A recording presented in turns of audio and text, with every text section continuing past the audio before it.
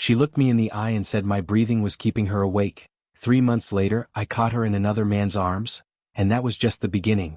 I've never had much patience for the regular social events at the country club.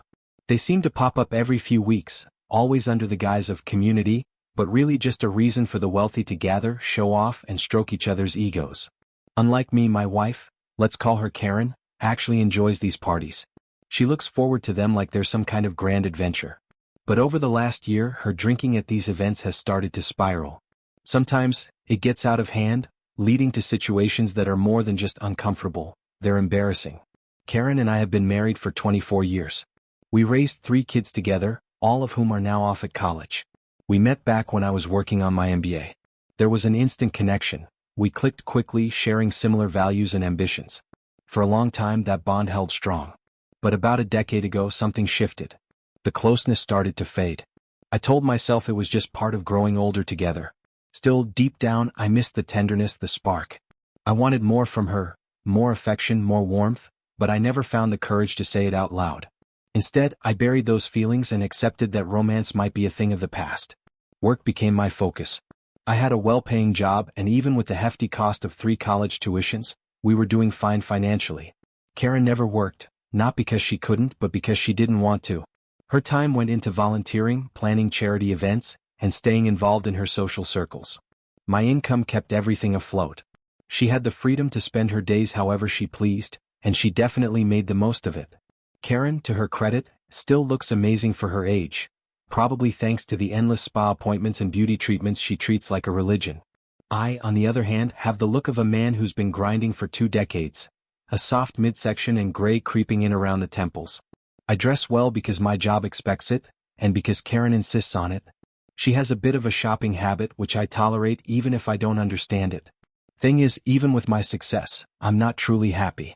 I keep dreaming about doing something different, something fulfilling, something I actually enjoy. I think about moving somewhere quieter, somewhere simpler. This house we live in is far too big now that it's just the 2 of us, and the cost and effort it takes to keep it all running just feels wasteful. But every time I bring it up, Karen shuts it down. She won't even entertain the idea. To her, the house is non-negotiable, so is the club and her tight-knit circle of high society friends. And then, during one of those club events, that night at the club, I found myself just drifting from one meaningless conversation to another. Everyone was smiling, laughing, clinking glasses, but none of it felt real to me. I was going through the motions, nodding politely while my thoughts wandered. I held on to my last drink like it was a lifeline, sipping it slowly for what felt like an eternity. Meanwhile, Karen seemed to be in her element, more animated than usual, her laughter ringing out louder with every passing minute. It didn't take long to realize she'd had a few too many.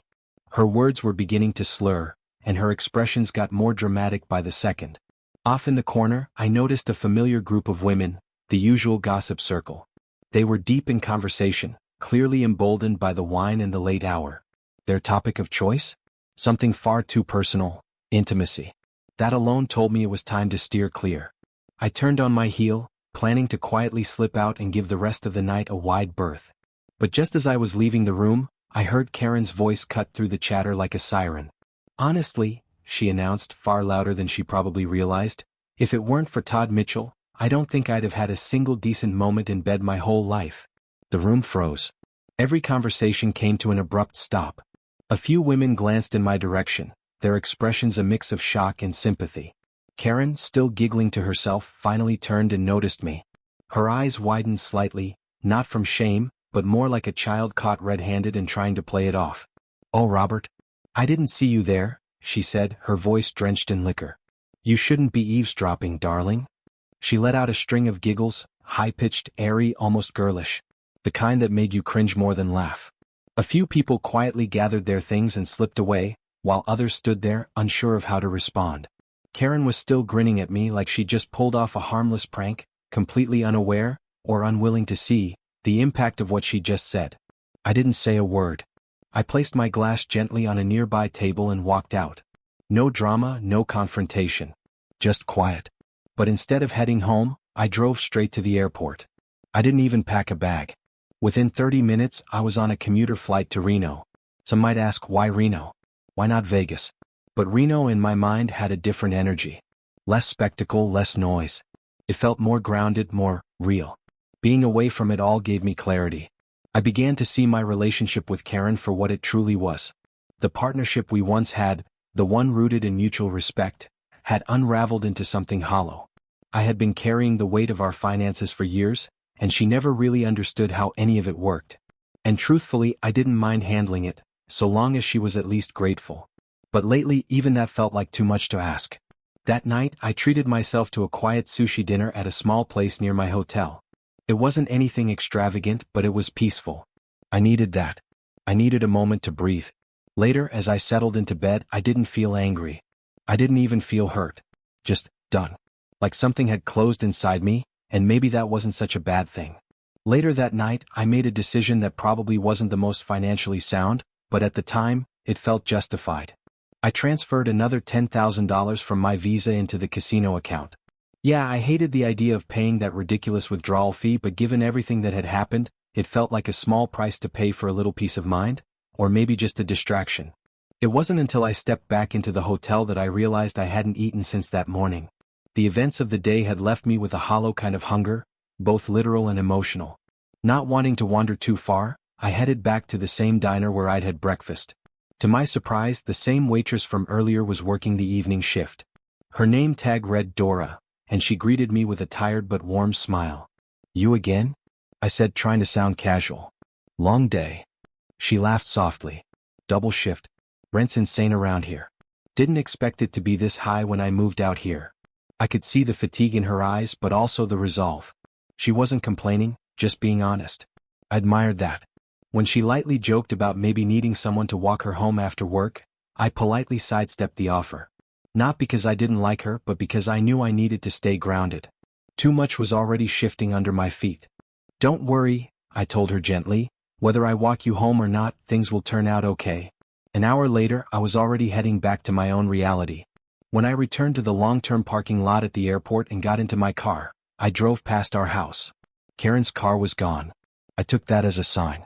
It was the right time to collect my things. Inside, I moved quickly. No drama, no hesitation. I packed light. Just enough clothes to last the week, a change of shoes, my laptop, and a few essentials. 10 minutes, maybe 15. That's all it took to walk away from over 2 decades of shared life. But here's the thing, I wasn't running. I was setting things in motion. The first call I made was to my attorney. We scheduled a meeting immediately. Then I contacted Emily, my assistant, and told her I wouldn't be answering any of Karen's calls or messages. I also called the building's front desk and instructed the security team not to grant her access to my office under any circumstances. It was time to draw some lines. One of the few people I trusted to help me navigate this mess was Jerry Proctor, an old college friend. We'd stayed close over the years, though he'd always been vocal about his reservations toward Karen. If anyone could handle this divorce with the right mix of discretion and competence, it was Jerry. That Friday, I saw him at the country club and decided to lay it all out.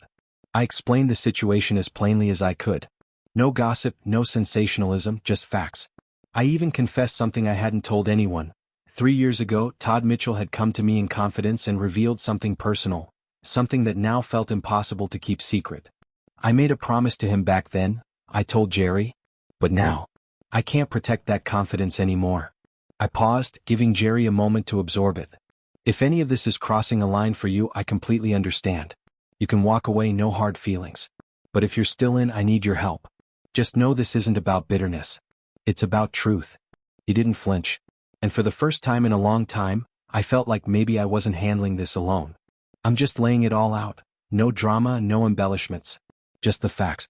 That afternoon, maybe feeling a little bold, I asked Emily if she'd like to grab dinner. She laughed, not unkindly, and turned me down with a twinkle in her eye. "My husband would have a fit," she said with a smirk. Then with a wink she added, "You should ask Wilman instead." I chuckled, but the truth was I wouldn't have had time anyway. The legal work ended up taking longer than planned. I held a few folks late, tying up the loose ends of some paperwork. I apologized to each of them. Nobody complained. Everyone seemed to understand. Finalizing the buyout of my retirement plan was proving to be a bigger headache than I expected. Nothing is ever simple when money's involved. In the middle of all this, I got some unexpected news. Apparently, not long after our last conversation, Raymond's wife kicked him out of their house. He spiraled hard after that. Started drinking heavy and eventually lost his job. I have no idea where he is now. And here's where things get messy. Word is, Raymond's wife had threatened to go public about Karen's affair.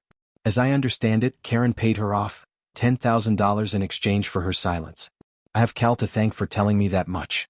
I asked if there was anything else remotely uplifting to share, but he just shook his head. Mr. Terrell, he said gently, I hope I didn't upset you with all this. But Emily told me to tell you, you made the right call. The next morning slipped by in a blur.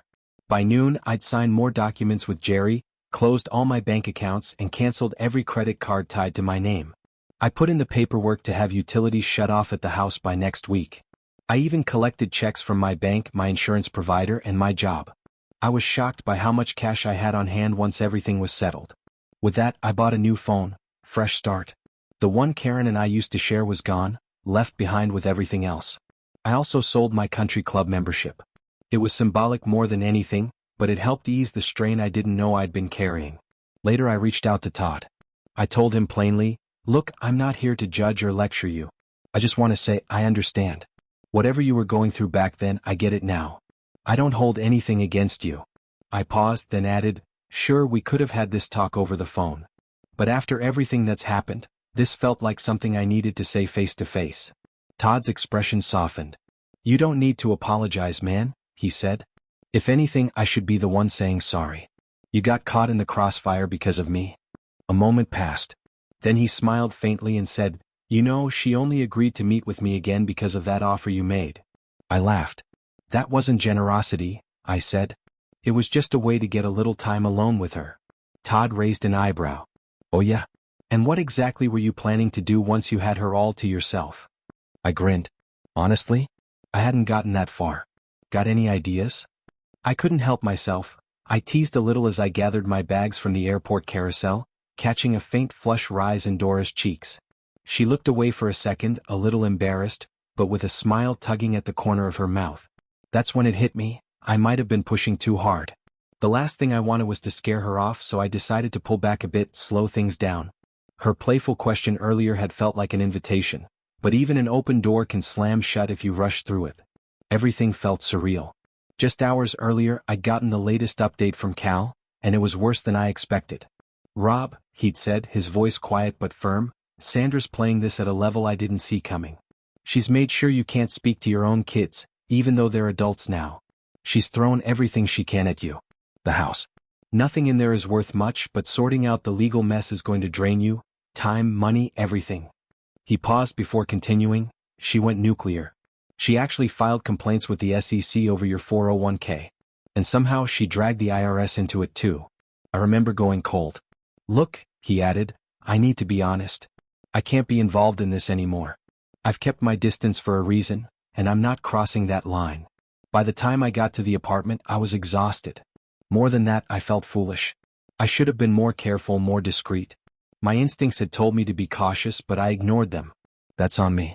I meant to apologize to Dora for dragging her into all of this, but before I could say anything, I noticed the way she kept her face turned slightly away from me. When I gently moved her hand aside, my heart dropped. Her right eye was swollen shut and her lip was split. A deep bruise spread across the side of her face.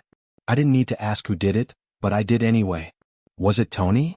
She nodded slowly, confirming what I already feared. And he didn't come alone, she added. His brothers were with him. They know you're back. They're looking for you. Looking for me? Why? She hesitated. Sandra's hired a private investigator. And if that doesn't get her what she wants, she plans to involve the police. I felt the weight of it all crash down at once. I wasn't trying to disappear, I told her. All I wanted was to move some of the money where she couldn't twist it into some made-up criminal charge. She's trying to paint me as this shady, corrupt guy. I just needed time to think. I paused, thinking aloud. I was considering heading to Guadalajara, laying low for a bit until this all cools off. You want me to wait there? She asked, still stunned. I'll send whatever you need. Food, a place to stay until I get there. Just go to the lad market every morning. I'll find you. Before she could answer, things took a turn. Out in the distance, 3 men stepped out of a shadowed parking lot. They moved in with purpose, slick long coats, the kind that made you wonder if they were trying to look intimidating or if it just came naturally. Bobby Terrell, the lead one, growled. We need a word. Tony. My stomach dropped. I wasn't expecting them so soon, if at all. Laszlo, who had been watching from a distance, immediately turned toward them, his body tense. One of them noticed the glint of metal in Laszlo's hand. In an instant all three reached for their own weapons. Instinct kicked in. I dove behind a nearby concrete barrier just as the first movement of chaos broke out. I wasn't armed. I wasn't ready. But I wasn't about to get caught standing still either. When the dust settled, I had no idea where Dora was. I couldn't reach her. No number, no address, nothing. Panic started creeping in. I needed help. So I called Jerry. "Hey buddy," I said, trying to keep my voice steady. "It's Robert. I need to see you. Now." "Robert? Man, it's good to hear from you," Jerry said the second he picked up. His voice had that familiar energy, a mix of relief and curiosity. "Things are still a little crazy on my end, but not as bad as you might think. Where are you calling from?" I hesitated for a beat before answering sharply. "That's not really something I'm ready to share, Jerry. Not right now." There was a pause. The last time we spoke, I was surrounded by people I didn't trust. Folks who all seemed to have their own hidden agendas. That kind of experience changes how you talk to people, even the ones you think you know. Some questions just had to wait. A few days earlier, I'd borrowed a car, nothing fancy, and headed toward Carson City. I was chasing a lead. I had a safety deposit box out there and hoped it might contain something useful. But when I opened it, I found nothing. Completely empty. Not even a note. Honestly, I couldn't blame her. I was the one who gave Dora the key after all. I just thought, maybe she'd at least leave a message. A hint. Anything. Had she already made her way to Guadalajara? Or was she hiding somewhere more obscure, a place she knew I'd never think to look? Only one way to find out. Back in the Bay Area, I knew a few small travel agencies scattered throughout San Francisco. Most catered to niche destinations, and I figured if Dora was going somewhere off-grid, they'd be the ones to know. But somewhere along the way something unexpected happened. In this quiet, sunlit city, amid all the chaos and burnt bridges, I met someone, an extraordinary woman. It was the kind of moment that makes you stop and realize. Sometimes, even a well-laid plan can lead you someplace beautiful. Back home, meanwhile, Sandra's parents had managed to scrounge up enough money to cover her legal fees and bail. They did what they could to help her, even after everything. Jerry, always dependable, didn't have much trouble getting her to sign the divorce papers. The charges stuck. She got 5 to 8 years. Conspiracy to falsely accuse me of financial crimes? That's what finally did her in. I still don't understand what her endgame was. Maybe she didn't have one. Maybe it was all just bitterness, years in the making. Interestingly, Todd Mitchell had come forward too. He gave Jerry a full statement. His words helped piece together the truth, and his honesty, though late, still carried weight. Elsewhere, another story was playing out, one that felt strangely parallel to mine. It was quiet in the apartment when Caroline finally found the courage to speak. She looked at her fiancé, Ryan, with a mix of sadness and fear. "I'm sorry," she said softly, her voice barely above a whisper. "But you misunderstood everything." Ryan stared at her, stunned. "What do you mean?" "I was terrified to talk to you," she said. "I wrote a note. I planned to leave it behind. I didn't want to do this face to face." His eyes darted to the overnight bag sitting by the front door. "I'm not staying here this weekend," she said gently but firmly. "What?" he asked, his voice cracking. "What do you mean you're not staying here?" "If you had come home at your usual time," she explained, "you'd have found the place empty. I was planning to be gone before you arrived." Ryan said nothing at first. He just nodded, his jaw tight, trying to hold himself together. Then, with a sudden jolt of anger, he yanked open his briefcase, pulled out a notebook and pen, and tossed them onto the dining table. He shoved a chair back and sat down hard. "It better be one hell of a note," he muttered. He said it quietly, but the words cut like a knife. "Sit down." Caroline hesitated, then slowly lowered herself into the chair, her body stiff with unease. Her hand trembled as she picked up the pen Ryan had slammed onto the table. For a moment she just stared at the blank page. Then, cautiously, she began to write, each stroke of the pen hesitant, like her thoughts were fighting back against being put into words. After a few minutes, Ryan broke the silence, his voice hoarse and uneven. "Tell me the truth. Have you slept with him?" Caroline's eyes dropped. She didn't speak, but her head moved in a small, almost imperceptible nod. And just like that, Ryan felt the floor fall out from beneath him. The room spun. His chest tightened as though he'd just taken a full swing to the ribs with a baseball bat. His heartbeat thudded so violently he thought he might actually be having a heart attack. He reached for the table, gripping it like a lifeline to keep himself from collapsing. Caroline stood there silently, not daring to speak. She looked afraid, unsure of whether to help or to run. Ryan eventually managed to slow his breathing. He sat up straighter, refusing to break down in front of her. "If I'm not mistaken," he said slowly, voice still shaking, "the guy from the Christmas party, he's married, isn't he?" Caroline looked at him and then smiled. It was a strange, soft smile, like she was proud of some twisted revelation. That grin, so naive, so out of place, pushed Ryan over the edge. He stared at her in disbelief. Then, against all logic, he let out a laugh. It wasn't joy. It wasn't humor. It was the kind of laugh you let out when the world's lost its mind and there's nothing left to hold on to. It was absurd. All of it. Scott, the explanations, the supposed plan, they might have sounded reasonable once, but in this moment, it all felt like madness. They had built a life on trust, on love. They were supposed to be a team. But now it was clear, she had jumped ship, and he was the only one left trying to hold the pieces together. "You know," Ryan said bitterly, "if we're keeping score, it sounds like you're up by 7 or 8. Caroline looked confused. "I've only had 3 relationships in my life, including this one," he continued. "So if I want to even the playing field, I guess I need to find 4 or 5 women to sleep with. What do you think? Sound fair?" She opened her mouth, but no words came. Ryan leaned in. "Should I start with your best friend? I mean, just for symmetry." Caroline's face went pale. The sarcasm in his voice was unmistakable, but so was the hurt behind it. The weight of betrayal hung heavy in the air. Her eyes were wide, her hands shaking. In the quiet that followed, the once lively room now felt like a tomb. The energy was gone, replaced by a suffocating stillness. Ryan's tears fell freely now, tracing lines down his face like old memories resurfacing. Memories of pain, of loss, of the moment his father died.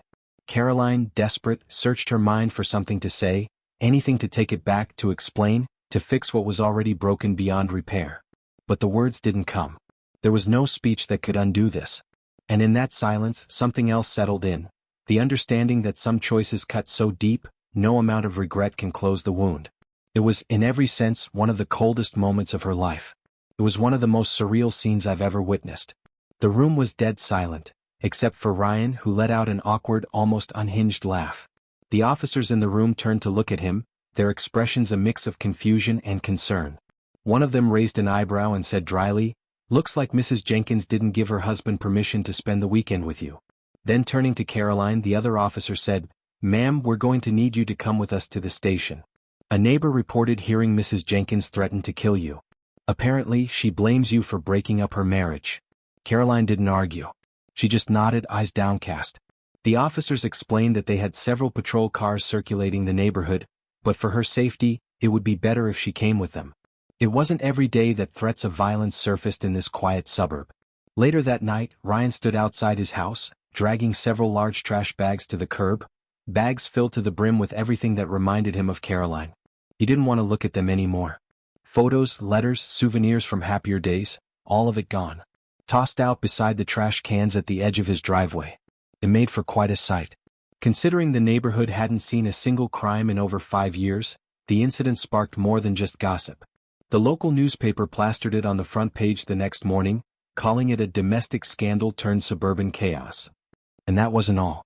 By evening, news vans showed up, setting up cameras on sidewalks and pointing microphones at anyone willing to talk. Television reporters showed stills of Caroline in a swimsuit from some forgotten beach trip, her ex-fiancé's name in bold beneath the caption "Betrayal in the Burbs." One channel even aired a zoomed-in shot of Ryan looking dazed, standing near the trash, framed as the victim. The damage was done. A few days later, a fresh "for sale" sign stood in Ryan's front yard. It swayed slightly in the breeze, marking the quiet end of a long, complicated chapter. Caroline tried to move on. She packed her bags and began to drive away, but tears blurred her vision. She had to pull over just a few blocks from the house. Hands gripping the wheel, she closed her eyes tightly, trying to conjure the memory of Ryan's arms around her. The warmth, the safety, the way he once made her feel. But that comfort was gone now. And time? Time moved on without asking permission. 6 years passed. Ryan had built a new life in the city. He rarely spoke of what had happened back home. But one day, without warning, he returned. The occasion wasn't joyful. It was the funeral of a childhood friend, a man who had died serving overseas. He'd been hailed as a hero. And even though Ryan hadn't seen him in years, he flew in the moment he heard. The flight was delayed for 6 hours. A frustrating start to an already somber day. With nothing else to do, the group gathered in the airport waiting area. To their surprise, it was completely empty. Just them. The quiet felt strange but comforting. Eventually the mood lifted a little. They talked. They laughed. They remembered. Stories from their shared trip to Turkey came up. The incredible food, the laughter, the sun. It felt good, if only for a moment, to smile. Needing a breath of fresh air, Ryan stepped outside alone. What most people didn't know was what awaited him when he returned. It wasn't a dramatic confrontation. It wasn't Caroline. It was something simpler, more personal, his mother. She was older now, her face thinner, her hands more delicate. She lived alone. Always had a light on for him, even when years passed without a visit. She missed him terribly. Karen, Ryan's ex-wife, had never liked his mother. And truth be told, he had never really asked why. Maybe it was easier not to know. But standing in that quiet house again, watching his mother smile at him like no time had passed, Ryan understood something he hadn't back then. She had always been there. Always gentle. Always kind. And in that moment he realized, some things, no matter how much they fade into the background, are worth coming back to. I did everything I could to keep the peace between them, my wife and my mother. It wasn't easy. I tried to stay neutral, to balance my time and attention without letting one feel neglected. But things came to a head in January. That's when my mom got sick. I told Karen I'd be heading over to take care of her. She didn't take the news well. Her reaction was cold, dismissive, even resentful. She reminded me that I had just come back from a deployment in Iraq, barely settled in, and now I was planning to leave again. I just think we should hire someone, she snapped. A professional caregiver. It's not your job to be her nurse. But it was my mom. I couldn't just hand her off to a stranger. And that disagreement became the first crack in what used to be a strong foundation. We still lived under the same roof, but things were unraveling fast. Over the next few months, we barely spoke. The warmth that used to live between us was gone. Nights were colder, not just physically but emotionally. Intimacy faded into silence, replaced by criticism, short tempers, and endless nitpicking. She found fault in everything. My clothes. My voice. My breathing. One night, in the dark, with her back turned to me, she whispered, "Could you just stop breathing already? You're keeping me awake." It hit me like a slap. I laid there frozen, unsure if I should feel hurt or furious. A few days later, I woke up to find my phone missing. I searched everywhere. Eventually, I found it in the laundry room, screen cracked, battery drained. She never admitted to it. That same week, all 4 tires of my car were slashed. Not once. Not twice. All of them. Clean cuts, deliberate and vindictive. I knew who had done it. I didn't even need to ask. But I waited. That night, I sat quietly in a borrowed car across the street, camera in hand. I had to know for sure. An hour passed. Then 2 figures appeared. Steve, my so-called friend, stepped out with Maria, his arm possessively around her waist. Her skin was bare where his hand rested. I clicked the shutter. Caught. I waited until they were close. Then I got out of the car and walked straight toward them. They stopped dead in their tracks. Maria's eyes widened in horror. She looked like she had seen a ghost. Steve. He just smirked.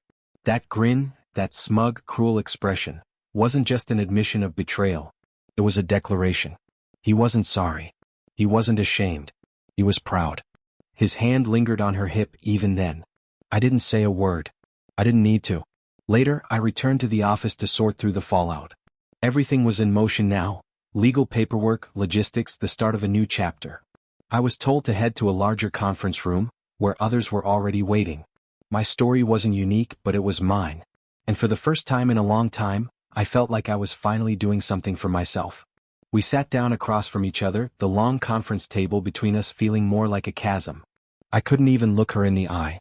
The silence that settled over the room was thick, suffocating, really. It was the kind of silence that holds everything you wish you could say but no longer have the energy for. Moments later, Ron Freeman, my attorney, walked in. Always calm, always precise, Ron nodded at me, then turned to Maria and handed her a large white envelope. "You've been served," he said evenly. "This is your official summons." Maria took the envelope slowly, her face unreadable. Ron continued, laying out the terms. "The divorce has been filed on the grounds of irreconcilable differences. Now, just to clarify, there's no jointly owned property between you two, so we won't be wasting time discussing asset division." He spoke professionally, but there was a firmness in his tone that left no room for argument. As for Mr. Monroe's involvement, Ron added, referring to Steve, even if he tries to challenge this or stir up drama in court, it won't get him far.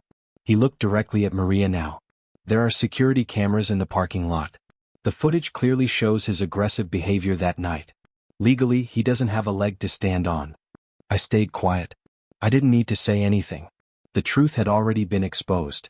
And I made sure Linda, Steve's wife, saw everything. Every photo. Every video. Every humiliating moment. I sent it all to her. She didn't waste a second. Within hours, Steve was out of their house. She kicked him to the curb and filed for divorce without batting an eye. I heard through mutual acquaintances that her brothers didn't take the news too well either. Apparently, they confronted him not long after and it got physical. Last I heard, Steve spent several days in the hospital with multiple fractures. Maria looked down, her hands tight around the envelope. She had nothing left to say. And honestly, neither did I. We were past apologies. Past tears. Past anything that resembled what we used to be. This wasn't closure. This was just the final stamp on something that had already been broken for a long time.